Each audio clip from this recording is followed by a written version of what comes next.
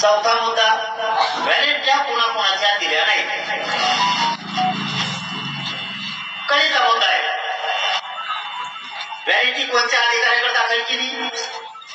सगळ्या युनिव्हर्सिटीत ऐकायला येत आहे ना?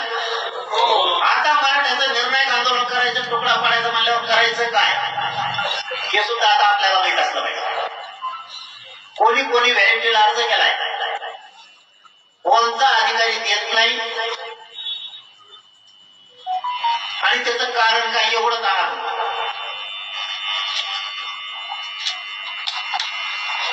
सरकार कोणी सोडून घेऊन येतं महाराष्ट्रातल्या मराठ्यांनी. सरकार मुद्दाम करत नाही, याला आपण निवडून देऊ उपयोग केला नाही. मराठा समाजाचे पाचवा मुद्दा, सोक्षमोक्ष द्यायचं ना पाचवा. काही पोरांवरती विनाकारण केसेस झाल्या. केसेस झालेले पोरं सुद्धा आंदोलन ज्यांच्यावर पुढे दाखल झाले.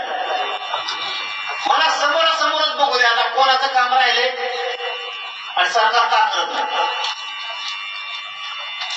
व्हॅलिडिटीचे अधिकारी इतके जाणून बुजून टाळाटाळ करायलेत ना. आता विखे पाटलांना यांना त्या लाडसाहेबांना सांगितलेले जालन्याची व्हॅलिडिटी 3 महिने झाले सांगितले, आणखी झाली नाही. याचा अर्थ असा होतो, फडणवीस साहेब तुम्हाला आमचे पोरांचं वाटोळं करायचं का?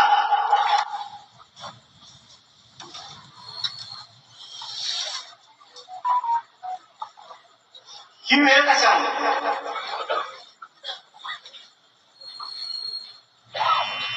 आपल्याला सोक्ष लावणं खूप गरजेचं आहे.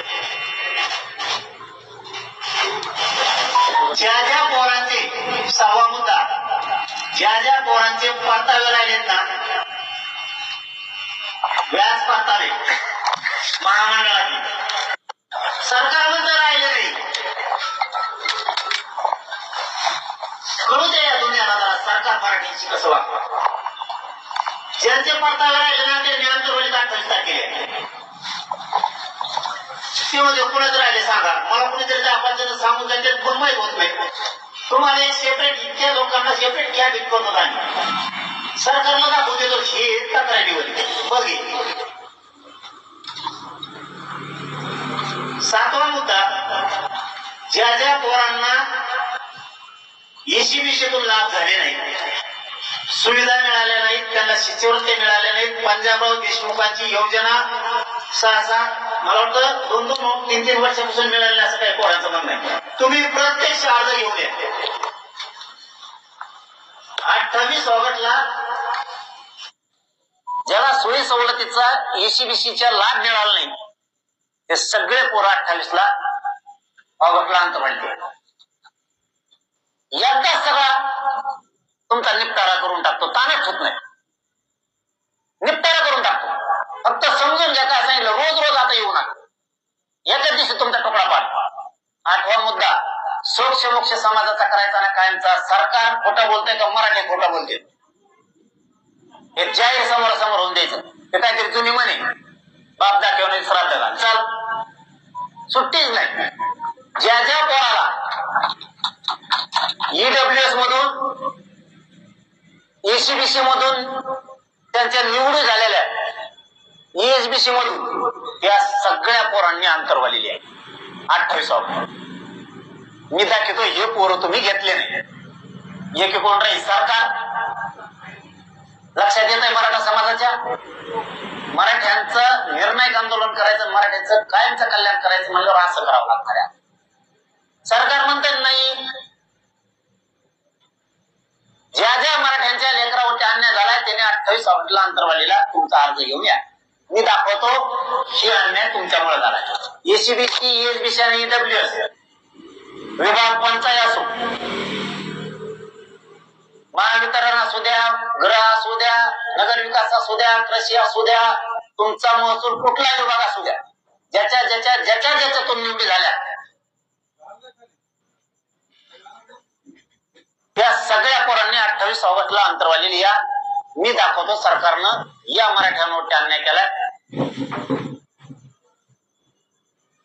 तुम्ही नाही आले तर सरकार म्हणून आम्ही नाही अन्याय केला, आणि मी म्हणणार प्रश्नच नाही वाटतं. एकाही पोरांना त्या थांबवू नका. 9वा मुद्दा, 10वा, सारथी संस्थेमार्फत ज्या योजना बंद आहेत, ज्या सुरू करावं असं तुम्हाला कायमस्वरूपी वाटतंय,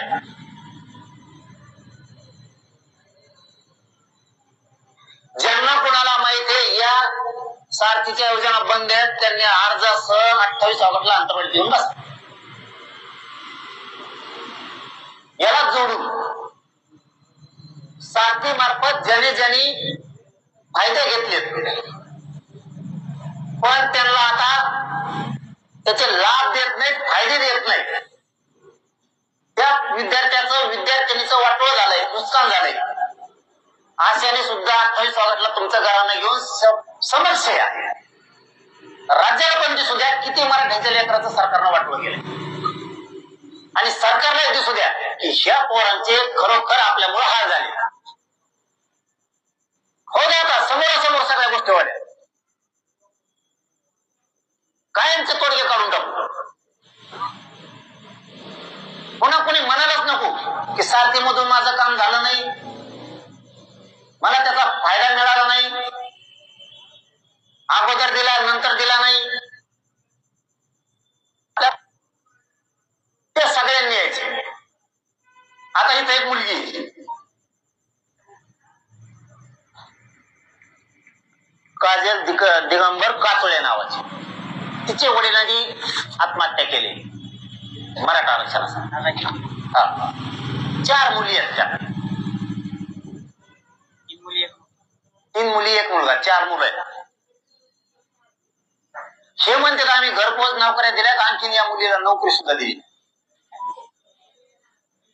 हे फडणवीस साहेब तुमचं काम का?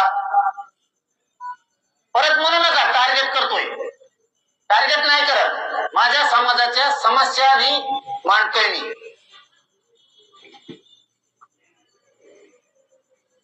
माझ्या समाजाचे दुःख तुमच्या पुढे मांडतोय. कधी देणार तुम्ही? ईडब्ल्यूच्या पोरांचं असंच वाटोळं केलं तुम्ही, एसीबीसीच्या पोरांचं असंच वाटोळं केलं का? माझ्या क्षमता नाही राहिल्या ऐकून घ्यायच्या.